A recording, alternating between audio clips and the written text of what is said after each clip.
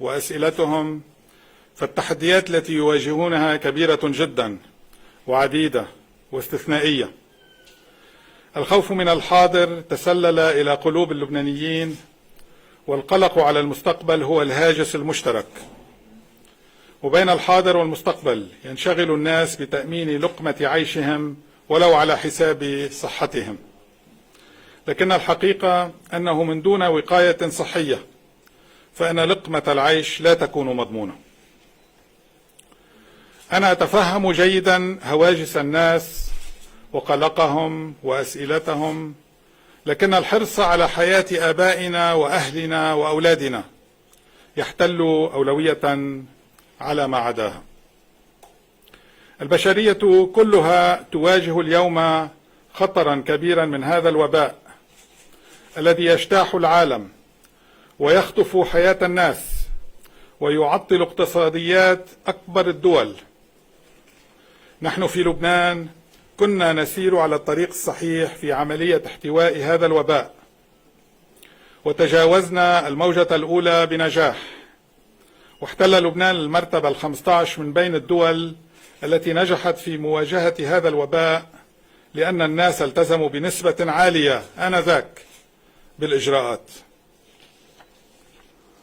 لكن الانفجار في مرفأ بيروت أطاح بهذه الإجراءات وتسبب بفقدان السيطرة على انتشار الوباء، فضلا عن أن عدم التزام قسم من اللبنانيين بقواعد الحماية الذاتية من الوباء عبر وضع الكمامات والتعقيم والتباعد الاجتماعي ساهم إلى حد بعيد بانفلات الوباء وانتقاله بسرعة ليتفشى بين اللبنانيين.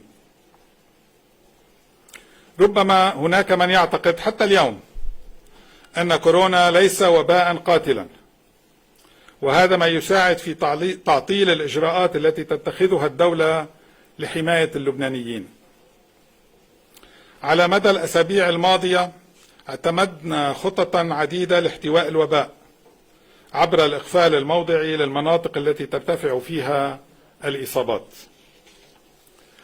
لكن هذه الخطط كانت تصطدم بعدم التزام قسم من الناس والالتفاف على الإجراءات وكأن الأمر مجرد مخالفة. الواقع غير ذلك تماما. نحن اليوم بلغنا الخط الأحمر في عدد الإصابات، وبلغنا مرحلة الخطر الشديد في ظل عدم قدرة المستشفيات الحكومية والخاصة على استقبال المصابين بحالات حرجة، لأن أسرة المستشفيات أصبحت مليئة بحالات حرجة، ونخشى أن نصل إلى مرحلة يموت فيها الناس في الشارع في ظل عدم وجود أماكن في المستشفيات لمعالجة المصابين، أو لا سمح الله تكون هناك مفاضلة بين شخص وآخر. كل البلد أصبح في وضع حرج. لا يمكننا الاستمرار بتطبيق خطة الإقفال الموضعي. هذا الأمر لم يحقق الهدف المطلوب. لقد كنت قد حذرت في شهر نيسان الماضي، أي منذ 7 أشهر، من أن عدم التزام الناس بالإجراءات سيؤدي إلى ارتفاع كبير جدا بعدد الإصابات في الموجة الثانية. أعرف أن هناك انقساما في الرأي بين مؤيد للإقفال التام وبين معارض له، ولكل رأي حجته. هذا النقاش يحصل في معظم دول العالم، وهناك انقسام في العديد من الدول الأوروبية حول هذا الموضوع. أعلم جيدا حجم الأضرار الاقتصادية بسبب الإقفال، وأسمع بوضوح أصوات الاقتصاديين والتجار وهم يصرخون ضد قرار الإقفال وتداعياته على أعمالهم، كما أسمع بوضوح أصوات الأطباء والمستشفيات وكل القطاع الصحي وهم يدقون ناقوس الخطر ويطالبون بإقفال البلد لمدة شهر كامل كي يتمكنوا من تخفيف سرعة الانهيار الصحي. للأسف لو أن الناس التزموا بإجراءات الوقاية منذ أشهر كنا وفرنا على البلد هذا القرار الصعب في ظل ما نعيشه من صعوبات. الآن وصلنا إلى هنا، إلى هذه المرحلة الحساسة جدا من انتشار الوباء، ولم يعد لدينا خيارات أخرى نلجأ إليها، ولذلك اتخذنا اليوم قرار الإقفال التام اعتبارا من يوم السبت 14 تشرين الثاني ولغاية صباح يوم الاثنين 30 تشرين الثاني الحالي. إذا التزم اللبنانيون بالإجراءات ونجحنا باحتواء الوباء عبر تخفيض عدد الإصابات، فإننا نكون قد أنقذنا الناس، وربما نكون قد أنقذنا الاقتصاد أيضا، لأننا نكون قد استبقنا موسم الأعياد بفترة جيدة. أما إذا لم يلتزم اللبنانيون واستمر مؤشر الإصابات مرتفعا، فإننا قد نضطر لتمديد الإقفال فترة إضافية.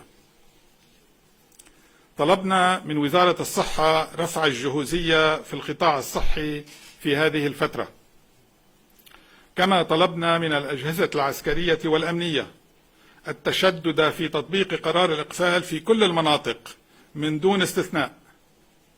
يجب أن يكون الإقفال تاما وشاملا لجميع المناطق اللبنانية.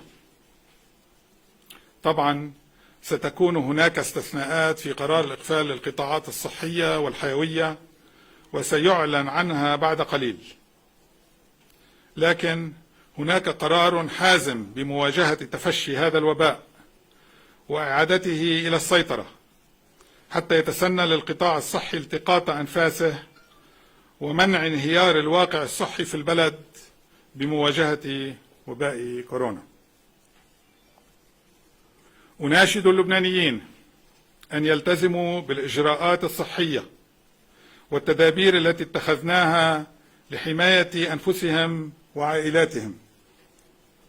رهاننا على وعي اللبنانيين للخطر، وأن يكونوا شركاء في هذه المواجهة الصعبة. وأنا أعلم جيدا أن اللبنانيين تقوى عزيمتهم في التحديات، وأنهم قادرون على الانتصار في هذه المواجهة. وفقنا الله لخدمة لبنان وحماية اللبنانيين. عشتم وعاش لبنان. يلا رح جاوب. تفضل. دكتور الرئيس، يعني بالكلمة اللي هلا سمعناها تحملون اللبنانيين بشكل أساسي أو الجزء الأكبر وصولنا إلى الجزء نعم. الجزء الأكبر نعم. ولكن كمان باعتراف وزير الداخلية الاستثناءات من السياسيين، القضاة اللي بيفتحوا المحلات اللي بتتسكر، والمستشفيات اللي بعدها عم توعد بنشاط انه بتكون جاهزة، كل هيدي ما تم ذكرها. بالتالي لماذا تحملون اللبنانيين؟ وشو اللي بيضمن انه خلال الاسبوعين كل هودي رح تعملهم تقوم فيهم الدولة؟ ما في شيء بيضمن الا الالتزام. انا ما حملت بس اللبنانيين، انا قلت جزء من المسؤولية على اللبنانيين. والبرهان لما الكل يعني لعب دور ايجابي والتزم، من ضمنهم المواطنين في الموجة الأولى، كنا من أوائل الدول يلي قدرنا نتجاوز المرحلة الأولى والموجة الأولى من الوباء. أنا ما عم بقول فقط اللبنانيين، الكل بيتحمل مسؤولية، ما في شك. والطبقة السياسية الكل بيتحمل مسؤولية، ما عم خبي على حدا أبدا. ولكن الأساس هو باللبناني يحط الكمامة، لا أكثر ولا أقل، ويلتزم بالتباعد الاجتماعي. يعني ما عم نطلب المستحيل، بضل في يعمل كثير من الأمور اللي عم بيقوم فيها، بس أنا ما عم بنفي إنه الكل مسؤول، ما في شك. دكتور الرئيس، سبق وأخذتوا قرارات بالإقفال الجزئي وكان في تشدد، ولكن اصطدمتوا على الأرض بالأجهزة الأمنية اللي ما واكبت، إما لنقص في العديد وإما لما يقوله عادة دائما وزير الداخلية إنه ما بيقدر يعمل زبوطة لحدا للناس وهي أصلا يعني حالتها المعيشية صفر صارت. فهون شو رح يصير؟ يعني التراخي اللي كمان كان على بالشارع وعند الناس كان سببه عدم الإجراءات، غياب الإجراءات القاسية بحق الناس. هون شو رح تعملوا؟ هل في خطة أمنية رح تكون مغايرة للمرحلة السابقة؟ الحقيقة الهيت ماب مثل ما سميناها كانت عم تركز اكثر، لانه عم نحكي عن 1600 بلديه بالنتيجه على صعيد لبنان، كانت عم تركز اكثر على مواكبه البلديات، طبعا بمساعده من الجهات الامنيه. فبالتالي كمان يعني ما فينا نظلم البلديات، لانه امكانيات عدد كبير، نسبه كبيره من البلديات قليله. وبنفس الوقت يعني تطبيقها حتى في دول اوروبا، في دول عم بتطبقها ما سهله، لانه مثل ما تفضلتي يعني بلديه بموازاه بلديه، في محل فاتح ومحل جنبه مجبور يسكر. تطبيقها منه سهل، بده التزام كبير من البلديات والاجهزه الامنيه، ولكن من المواطن بنفس الوقت. طريقة الإقفال العام بعتقد أسهل تطبيقها من قبل القوى الأمنية، وحكينا هلأ مع القوى الأمنية أنه رح بيكون في تنسيق، لهالسبب قلنا السبت مش بكرة، لحتى يصير نترك مجال للمواطن يعني يقدر يحضر حاله للإقفال من جهة، ومن جهة تانية نعطي فرصة للقوى الأمنية والإعلام وغيره لحتى يحضر لهذا الموضوع ابتداء من السبت، مع العلم أنه هول الأسبوعين ما رح يحلوا المشكلة. نحن كل الهدف من هالاسبوعين انه نقدر اولا نعطي نفس للقطاع الصحي، لانه مثل ما بتعرفي في عدد كبير من المصابين بالقطاع الصحي، فهول الاسبوعين بيعطي نفس لهول المصابين من جهه، ومن جهه ثانيه زياده. نحن المشكله الاساسيه هي عدد الاسره الاي سي يو بيدز، الاسره في العنايه الفائقه. نحن الحقيقة قبل الانفجار ما كان عندنا مشكلة، كان عندنا حوالي 180.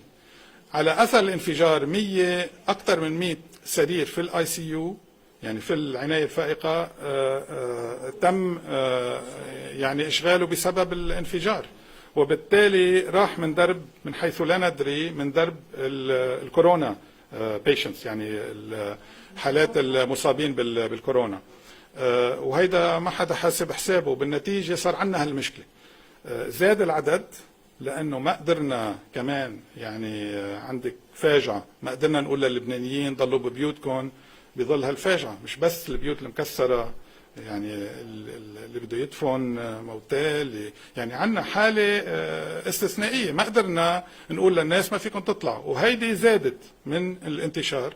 وبنفس الوقت مثل ما تفضلت الاي سي يو بيدز، وهول الشغلتين يلي يعني نحن لو عنا هلا حتى لو في عدد اصابات عالي، نحن نسبة الوفيات بعدها نسبة قليلة، يعني اقل من 0.1%، وبالتالي هي هول الكي بي ايز اثنين، نسبة الوفيات وعدد الاسرة بالعناية الفائقة. الاولى لسه منا مشكلة، الثانية صارت مشكلة، لهالسبب تعطي مجال. وهلا كنا عم نحكي من ضمن المخطط خلال الاسبوعين، يعني كل واحد عنده وظيفة. وزارة الصحة رح تشتغل على زيادة عدد الأسرة في العناية الفائقة حوالي 50 تخت، هيدي بالقطاع الحكومي بالمستشفيات الحكومية، وبنفس الوقت رح بيكون في تنسيق مع نقابة المستشفيات الخاصة لنفس الشيء، زيادة عدد الاي سي يو بيدز بالمستشفيات الخاصة. وبنفس الوقت رح بيكون في لجنة الكورونا ووزارة الصحة تنسيق كامل لحتى شو بدنا نعمل ما بعد الأسبوعين. وبنفس الوقت رح بيكون في يعني متابعة عدد الإصابات خلال هالأسبوعين. رح بيصير في عدة اجتماعات إن كان للجنة التقنية ولا للجنة الوزارية للكورونا لحتى نواكب الأرقام، لحتى نشوف كمان كيف الإجراءات يلي بدها تجي بالمرحلة اللاحقة. دولة الرئيس يعطيك العافية، حضرتك تفضلت وقلت انه الاسبوعين ليست كافية، و WHO منظمة الصحة العالمية اوصت ليكون الاقفال مجدي يجب ان يكون 4 أسابيع. طيب نحن بعد الاسبوعين هل راجعين الى فتح عام شامل او لا حيكون في تدريجيا اعادة الحياة والامور الى طبيعتها؟ هيدا بالضبط التقييم اللي بدنا نقوم فيه خلال الاسبوعين هدول لحتى نجاوب على هالسؤال. الجواب لهالسؤال منه عندي انا هلا، وبالتالي خلال هالاسبوعين بده يصير في يعني كل المعنيين، القطاع الخاص والقطاع الحكومي ووزارة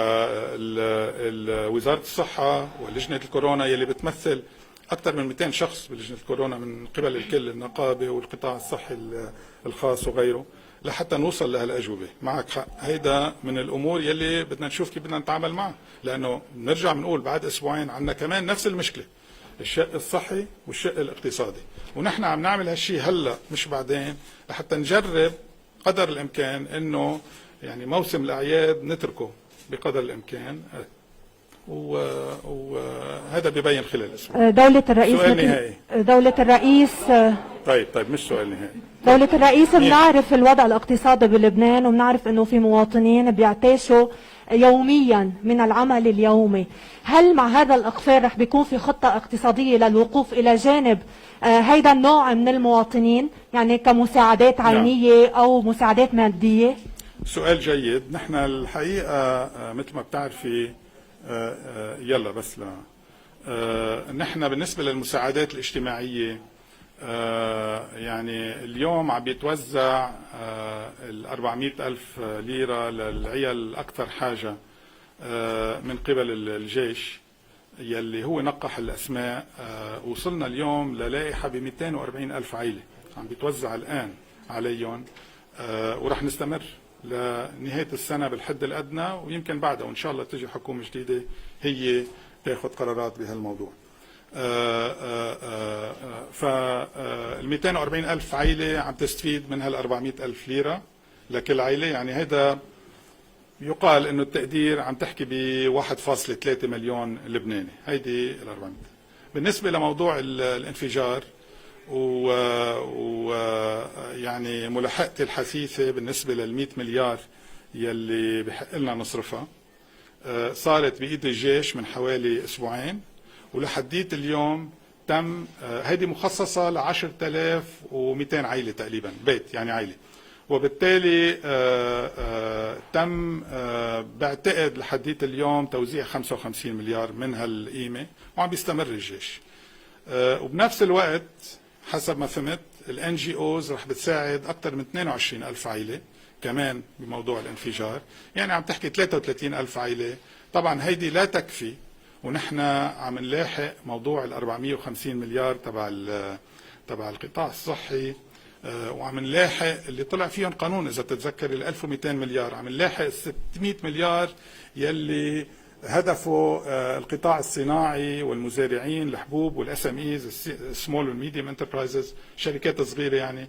ال 600 مليار لسه لليوم مصرف لبنان ما وافق ليعطينا اياهم حسب ما فهمت من وزير المال، مع العلم انه في قانون بهالموضوع وعم نلاحقه.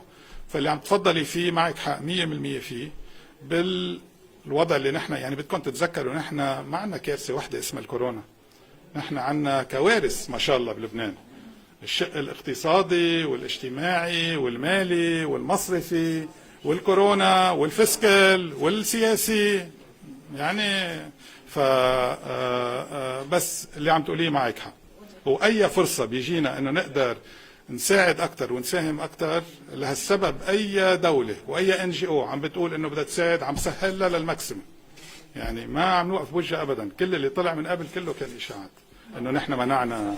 تفضل دكتور جاب، تحدثت انه كان في سبب اساسي لتفشي الكورونا او انه رجع تطور اللي هو موضوع انفجار بيروت، ولكن لليوم ولا مره جاوبت تحديدا على سؤال من نصحك بإلغاء زيارتك إلى مرفأ؟ هلا هذا صار غير الكورونا، صرنا عم نحكي شيء ثاني. هذا شيء أساسي. طيب هلا بجاوبك، ما راح اهرب من الجواب. أول شيء إذا بتتذكروا عدد الإصابات الكورونا وصل السقف قبل الانفجار، وصل لل 120 150 لنفرض اليومي، وبالتالي كان محصور جدا يعني لحديت هذاك الوقت. ما بعده صار يزيد بشكل اكسبوننشال جروث يعني بسرعة، لحديت ما وصل مثل ما شايفين 1500 1200 2000 وصل. فهيدي من جهة، ومن جهة ثانية طبعا يعني عدم الالتزام. حتى لو في ناس على الطرقات عدم الالتزام، يعني كان في يكون نفس الناس بنفس الكثافة لو التزموا كان عدد الإصابات أقل بكتير بالنسبة للكمامة، بالنسبة هلأ بالنسبة للنزول للمرفأ. قلت أنا أول شيء يعني أعطيت اللي عندي للقاضي المختص بهالموضوع، وبعتقد ما المفروض أحكيها بالإعلام لأنه هيدي صارت ملك القضاء، ما في شيء. ايه الموضوع هيدا صحيح، أنا كنت نازل على المرفأ ولكن صار في مغلوطة ب3 معلومات بين الساعة 8 بالليل والساعة 10 بالليل. نتيجة هال3 معلومات المختلفة خلال ساعتين خلتني اخذ قرار قول طيب يا جماعه بما انه الملف بعد قيد التحقيق لسه ما خلص، بناء على هن شو عم بيقولوا خلصوا الملف، عملوا التحقيق وبعتوا لي اياه بعد كم يوم، وبنزل على بينه بدل ما انزل ماني عارف على شو عم بنزل. فهيدا الجواب، بس التفاصيل بعتقد بيملكها القضاء لحتى ما تتجاوز، وانا بحترم القضاء. دولة الرئيس، يعني إضافة إلى جائحة كورونا هناك ما يشبه جائحة أخرى، العقوبات الأمريكية على الوزير باسيل.